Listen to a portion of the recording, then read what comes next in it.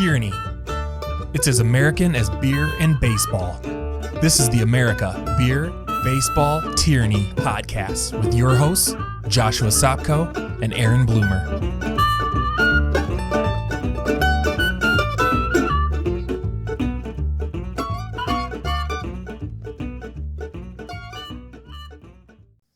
How's it going, Josh? Not bad. How are you doing, dude? I'm great. What is this we have on this table? This is my treat for the day. Ooh, okay. This is hams. It is. Since 1865, excuse me. I don't know what I said. 1865. 1865, yeah. Which I don't remember when my other favorite beer was made. 1892, maybe? I don't remember, but this is from the land of the sky blue waters. If you've ever seen the commercial, it's a cartoon bear, and he's singing this song with drums, and he's floating in a canoe, singing a song about the hams, the land of the sky. I can't get the tune in my head, but yeah, it is awesome. So this is my treat, hams beer. See, I always thought the land of the sky blue waters was like not Milwaukee. I don't know any history about this. Because it's brewed beer. In Milwaukee. And it is fantastic. All right. So this is what's going to kick us off today. Let's go. A couple housekeeping pieces here. Oh, okay. We got merch. Yes. We've had official orders. I messed up last week because I forgot to throw out a big thank you to my friend Jeremy, who provided the beer and also was our first official merch sale. Whoop, whoop. So thank you, Jeremy.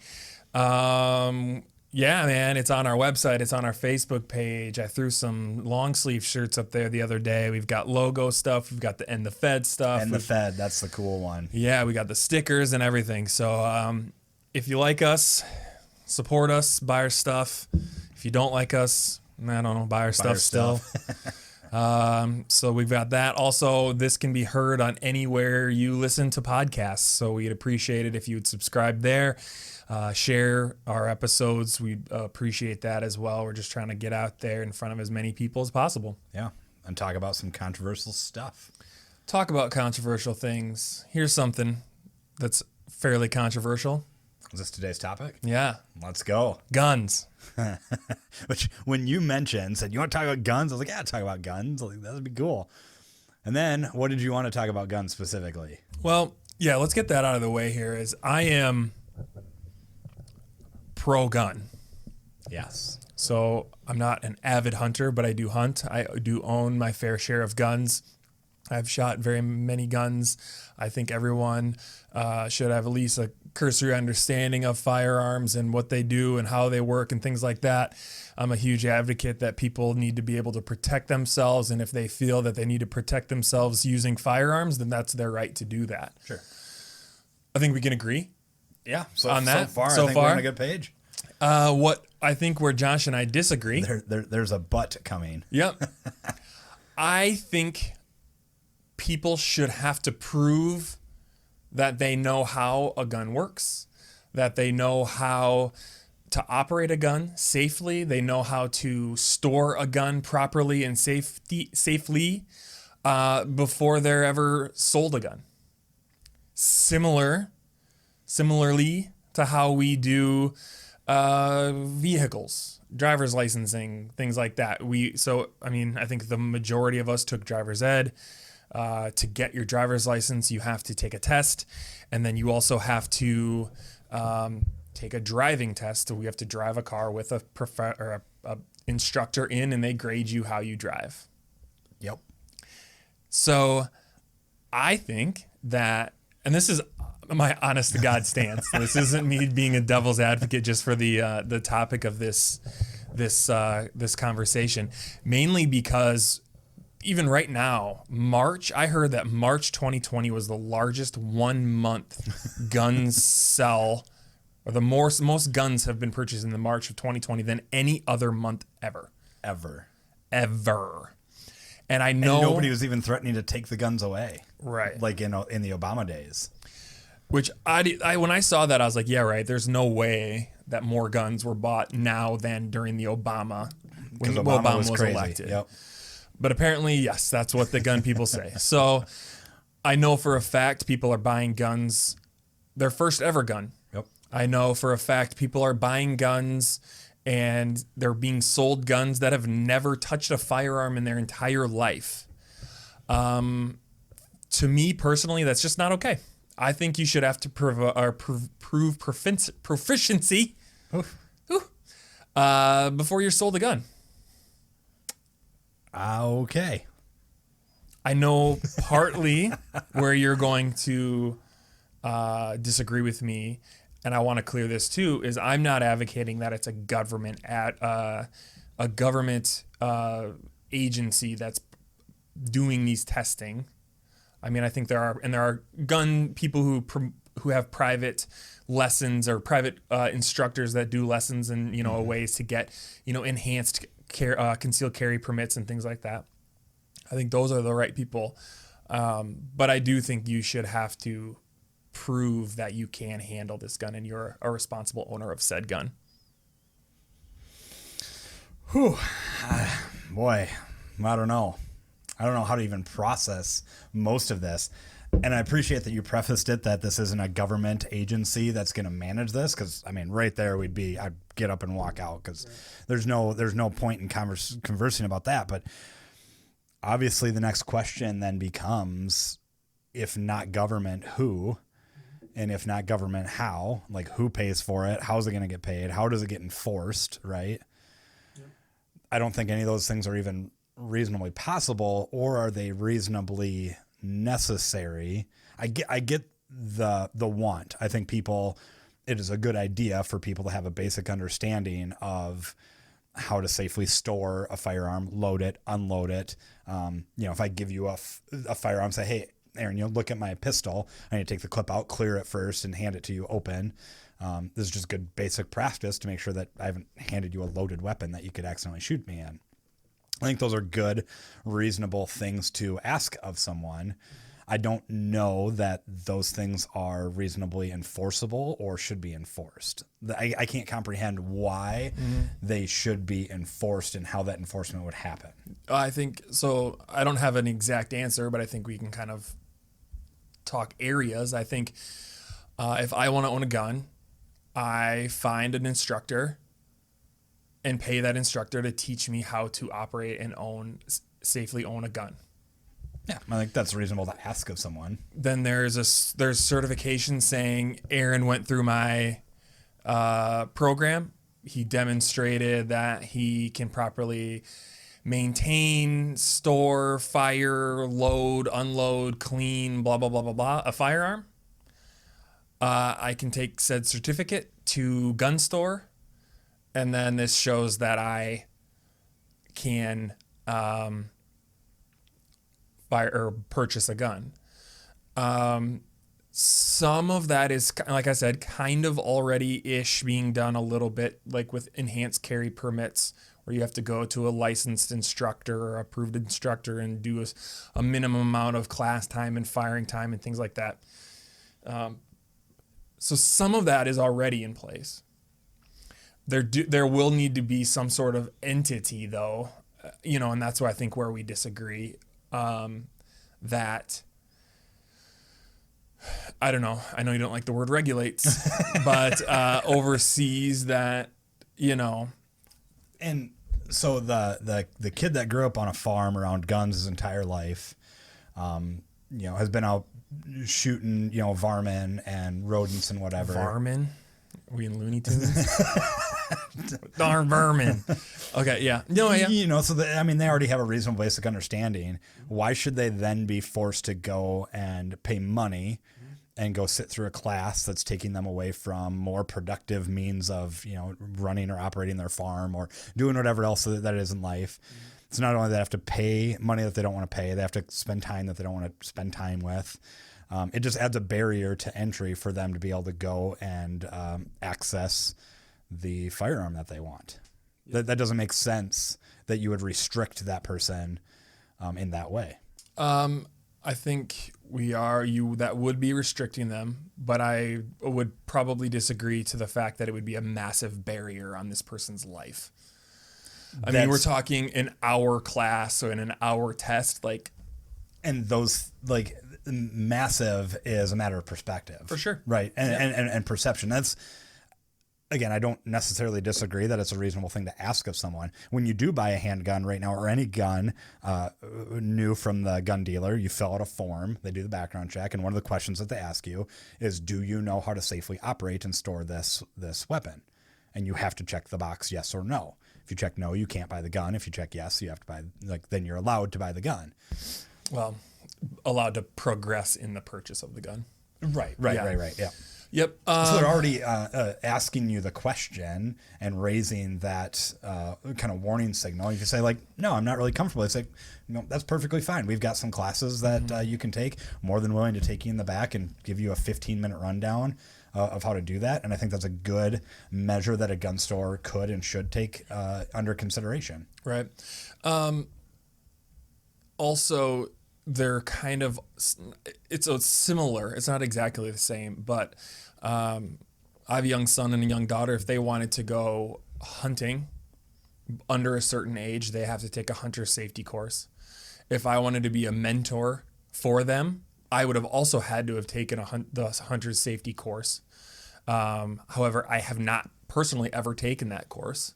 However, I'm still able to hunt after I'm a certain age, type of a thing. So I think something along those lines as well could be administered.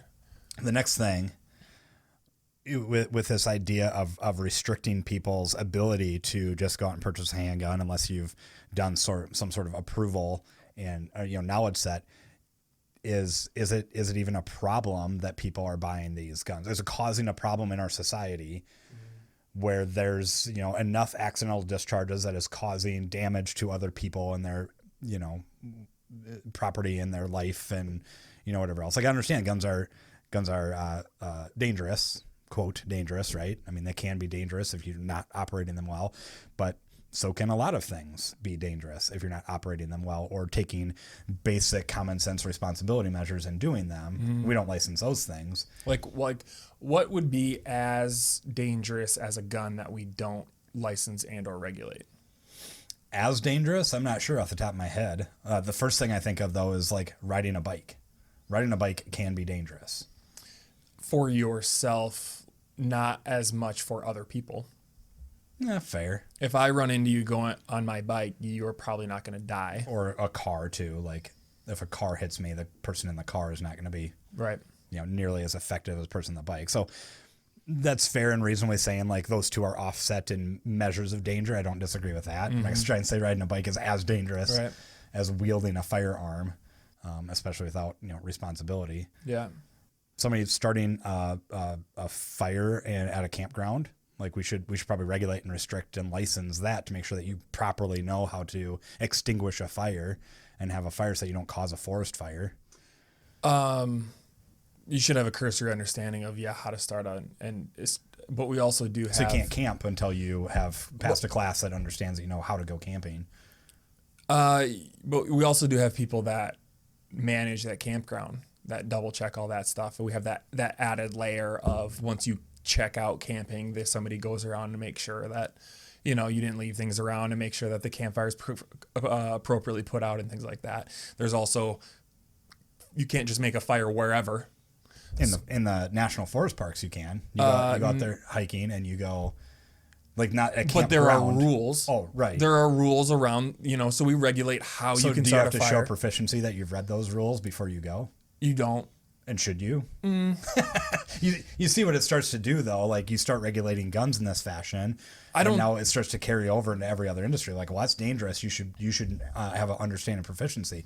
You mentioned driver's license too. There are millions of people driving on the road that do not have a license. Yeah, there are millions, and they're not causing problems. Any more problems than the people that are licensed.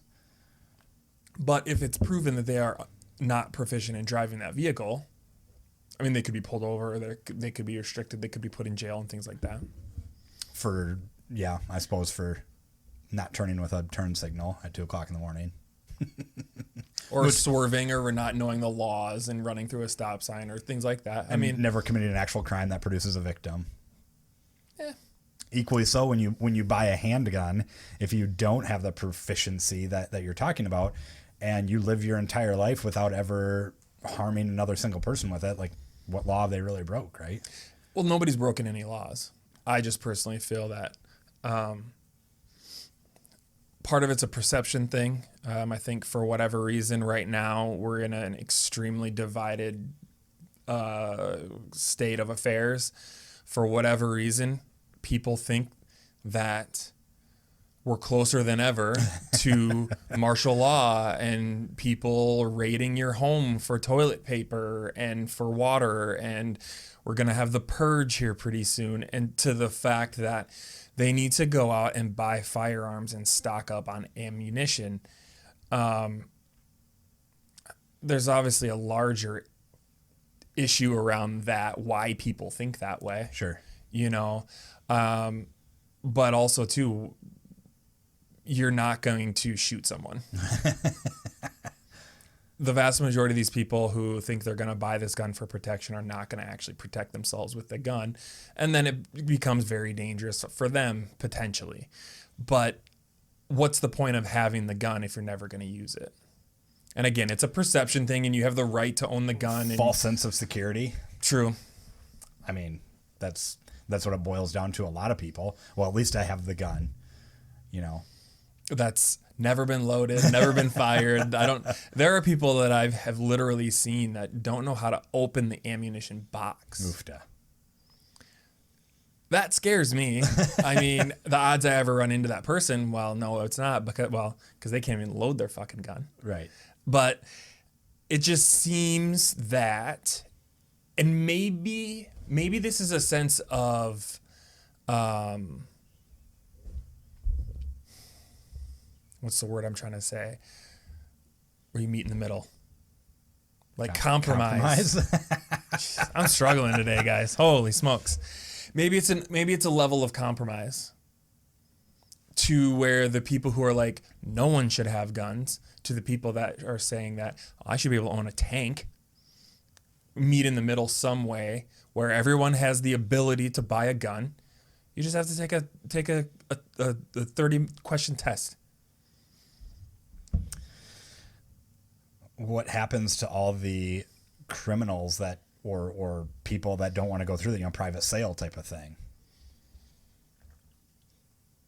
We're never going to get around. We're never going to get around that.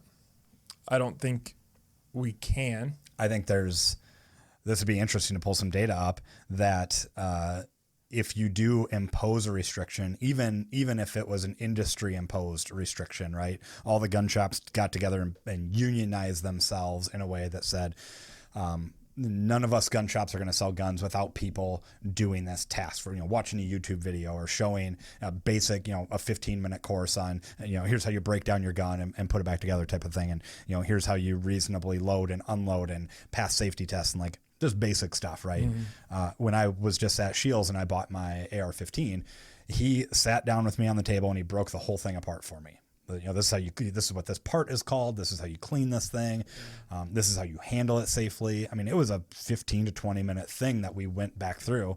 He broke it down and wiped it down and put it all back together. And then I broke it down right in front of him. It was really, really cool experience. Right. So it's reasonable that the industry could self-regulate themselves to say we're a part of this group that wants everybody that owns a gun to be safe about it. Responsible. Yeah. And be responsible. And I think that's a valiant effort. And I appreciate and would applaud that effort.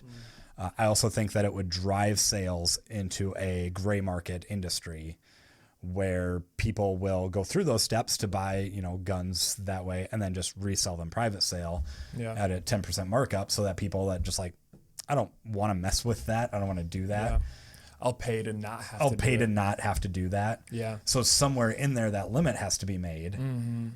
Where that barrier is just enough where people are like, yeah, that's fine. I'll watch a 15-minute YouTube video while they're processing my background check to buy this weapon. Or even that, just providing free training. Yeah, free training would be an amazing way. I mean, think of if you're a large sporting goods store mm-hmm.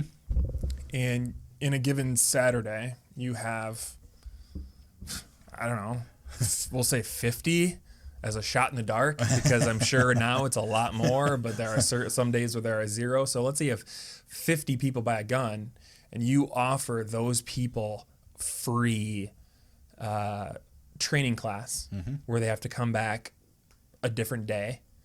I mean, that's like retail 101, really, right? Yeah, for sure. You get them back in their store. You're getting the people back in the store. You know, there's an additional add-on sale. Well, you need the ammo, you need magazines, you need all these other things. So you're selling more items per sale, which retail, again, 101, getting them back in the store. Also, if you're a massive retailer, you pay a certified instructor. You pay them the same if there's one person or 10 people, right? So you could give them a bunch of free swag. You could give them give them a free T-shirt, Bob's Gun Store, whatever it is. Like, get your advertising out there and use it as a way to promote your store along the lines of, listen, we care about our community.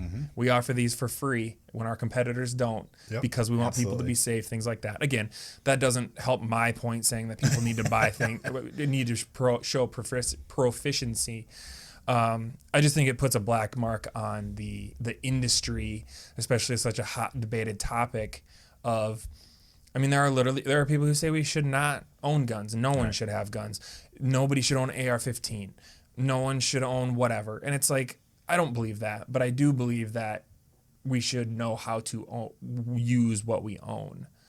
Let's pivot a little bit, because I want to get your thoughts, and I mean, we know what your thoughts are, but we have had issues in Sioux Falls within the last few years where people have broken into a car and stolen a gun out of a car, or people have actually broken into a house and stolen guns that were unsecured within the house. They went on, and I don't remember the specific details, but let's say hypothetically somebody steals your gun that was laying in the backseat of your vehicle and commits a crime. Should you be held liable for, or should you be not liable for that specific crime, but should you be, should you have, I mean, be penalized in some way because you didn't properly lock up your gun? Yeah, I know the argument, because this happened not long ago too. There was a string of vehicles getting broken into and handguns being taken out of the glove box, or the center console type of thing. And people are saying these people need to be fined. Their AR-15 that got stolen. I mean, there's some. Yeah, it was crazy. The one argument that I probably disagreed with the most was that if you are found, so not even if the weapon was found used to commit a crime like a robbery or another murder, that you'd be penalized. It was just simply, if your handgun is stolen, you should get penalized. Who in their right mind would voluntarily report their stolen firearm out of their vehicle? True. So now you have a whole bunch of guns out there that nobody even knows about that were stolen. They're missing, so that's like the worst possible thing that you could ever do. Right. Likewise, if you say, well, if that weapon was ever used in a crime, we're going to come back and charge you. Equally so. Why would I ever tell the cops that my firearm was stolen? Right. I'll just let it go. I'll let it be stolen. I'll try and deal with the situation myself. Not ever alert the police that someone who's already now a criminal because they stole my personal property. Right. Is broke now in, or broke in, like whatever it is. So now this criminal is now armed. And I don't want to tell police about it, because if that person does commit a crime, maybe the police are out looking for that individual, and that individual starts a firefight with the police instead of getting pulled over, and they get out and start shooting with my weapon. Now all of a sudden I'm penalized for that action. Like, I just wouldn't report it. It's the worst possible thing I can imagine that someone would try and impose. But the gun can be, well, in most cases the gun can be traced back to you. Sure. Yep. Unless the serial number is filed off, things like that. How does it work though? And I've always been interested in that. If I private sale a gun to Joe, and Joe private sales that gun to Jacob, and then Jacob private sales it on and on and on. Yeah. Do they sit there and go and trace back all the way to say, hey, you're the original owner of this gun. Did you know that it was used in this crime? So what they do is they go to the federal database. Then they go to the the steps may not be exact, but in theory, or in kind of in practice, is how it goes. Is they go to the database by the serial number. They know what manufacturer what type of gun it is, a Ruger, is it a Smith & Wesson, whatever. Then they go to the gun manufacturer. Where did you sell this gun to? Then they say, I sold it to Dick's. Okay. Then they go to Dick's and they say, who'd you sell this gun to? I sold it to Josh. That's literally You how rat. that's what Dick's will do. Like the sporting goods store. So then Smith & Wesson or Remington will say, I sold this gun, or it was a part of a sale to Bob's Sporting Goods store. Yep. So then they'll go to Bob's Sporting Goods store and they'll say, hey, you sold this gun around these dates because this is when it was manufactured. This is when Remington shipped it to you. Who did you sell it to? Well, I sold it to Josh Sopko. Then they find you and they say, Josh, this gun was sold to you, is used in a crime. Where is it? What happened? You're like, I sold it to somebody. Like, how do you prove it? So you should document, if you're doing private sales, you should document it similarly like if you're going to be selling a vehicle privately. Man, that makes me mad. Why? Do I have to if they approach me and say your gun was used in this crime, do I have to, like, they would have to? If you can't prove that you no longer own that gun, you're going to have a harder time, I personally believe, proving that you didn't, whether it's commit the crime I don't answer questions, cops. You're going to need a warrant, and you're going to need to. They'll get it. I mean, they know that they know they sold the gun to you. They know it's at your address. They know your name. They know your social security number. They know it's to you. So if you can't prove that you sold that within a private sale, and again, once it gets to that part, you'd have to talk to a police officer, detective, or whatever to understand, what actually would happen. But I mean, technically, in theory, if you can't prove that you sold it to someone, it's on you. I suppose then in that case you'd have to prove that you were in no way otherwise connected to the crime with alibis and whatever else. So and then but if there's a law that in that area, because I believe, and I don't know this actually as a fact, are there laws that if your gun gets stolen and used in a crime, is that against the law for the person who technically owned the gun? I know there are in certain states, certain areas and things. I don't know that it is in South Dakota. I don't know. I think so. Every gun that is sold, especially by a certified federal firearms licensor, so any big sporting goods store, any gun shop, FFL, they are required to provide a gun lock to you. So when you bought your guns, so if it's a handgun or if it's a long rifle, it goes through the bolt, goes down through a magazine, and then it locks, and then it's a keyed lock. So that with that in there, there's no way that you can load the gun. There's no way that you can fire that gun with that thing in place. They're a massive pain in the ass because they're all on a separate key and they're on these little tiny keys. Yeah. And, I have them obviously for every single one of my gun and I have no idea where they are. But there is technology out there now that use fingerprints and use to unlock or to secure your guns. And I don't know, man, I struggle with that a little bit. I feel like if your gun is in the back of your car, somebody breaks in your car and takes it, that's a little bit on you. A little bit. I don't know what to degree. And I'm not saying that you should go to jail, you should be fined $1 billion. But I'm saying, like, just think, though, if somebody took a gun out of your car and went and murdered someone, I think that sucks. I think that's going to be heavy on anybody's conscience. Yeah. And again, I've had a gun in my console and I've left it in there when I've been in places and things like that. And it was all legal. I had a concealed carry permit at the time. Now in South Dakota, you don't need a permit anymore. And yeah, I think about that. And I have had unsecured guns before and things. If somebody breaks into my garage, then what? What happens? Right. Man, I don't know. Yeah, I want to report it to the police and know that the police are going to do everything they can to recover my property. I guess it's similar too, man. If somebody steals your car, I was just going to bring that up. Runs over someone. Yep. They steal a baseball bat and start going around and damaging property with the baseball bat. Are you responsible for the property damages now? One thing that we didn't cover either about just in the whole regulatory factor of being educated and on the safety and knowledge of owning and distributing a firearm is the gun show loopholes, right? The ability to go to a gun show, which we can't have right now because of the pandemic, which is disappointing. But that's one that's a pretty unrestricted sale there, right? Mm-mm. Is it still the same background check and everything? Mm-hmm. Yeah, all those people need to be and I can't speak for every gun show in every state, but any person who sells a gun on a behalf of like as a company needs to be an FFL, federally or whatever it is, federal firearm license type of a thing. And so they still do the background checks and everything. Does that go by quantity of guns, like to be required to have that license? Like if I have a stockpile of guns and I want to start redistributing them to people and selling them, do I need a license to sell it? Good question.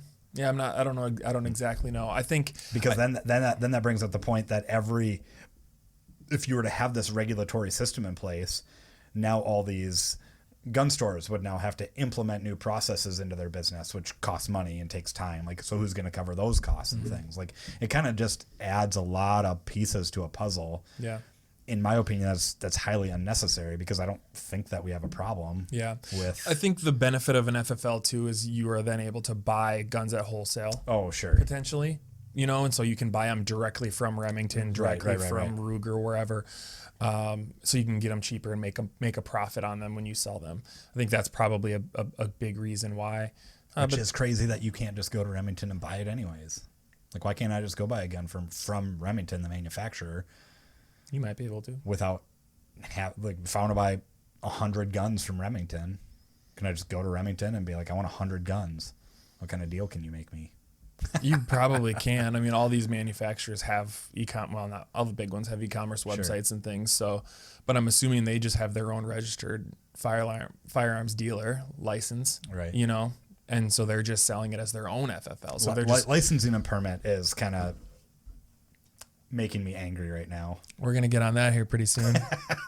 But in the context of guns, I think it's a reasonable ask of a business or entity or company to just at least, if it were me, what I would do if I was a gun store and this was really becoming a conversation and more of a necessary thing, is say, look, we require that everybody, while they're waiting for the background check, they watch this 15-minute YouTube video. Mm-hmm. It shows you the basic ins and outs of how to load a handgun. If they're buying a handgun, let's just show them a general handgun. For sure. I think that's reasonable and that's good. I love the idea of offering free training. Here's 30 minutes, access to our gun range for 30 minutes. You sit with the instructor. Mm-hmm. He goes through, you get a chance to put some rounds down range, so you get a feel for the weapon, what it's actually like to shoot. I think those are not only reasonable but worthwhile asks to make of someone. And it's noted to point out that a firearms dealer can turn basically anyone down for any reason too.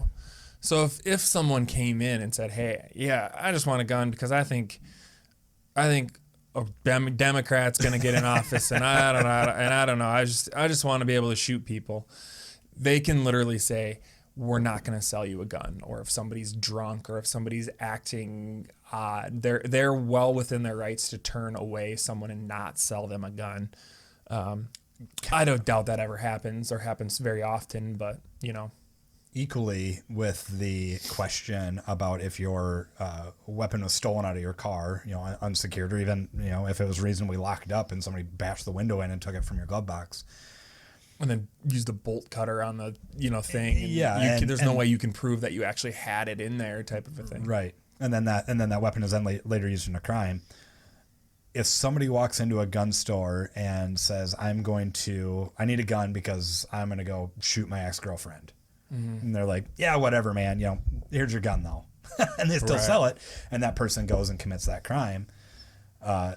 Is the gun shop then liable for the actions that person committed? I don't know. I don't think so. But or should they be?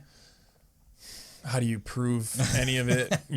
I think, what's interesting, though, and this is related, unrelated, but relatively recently,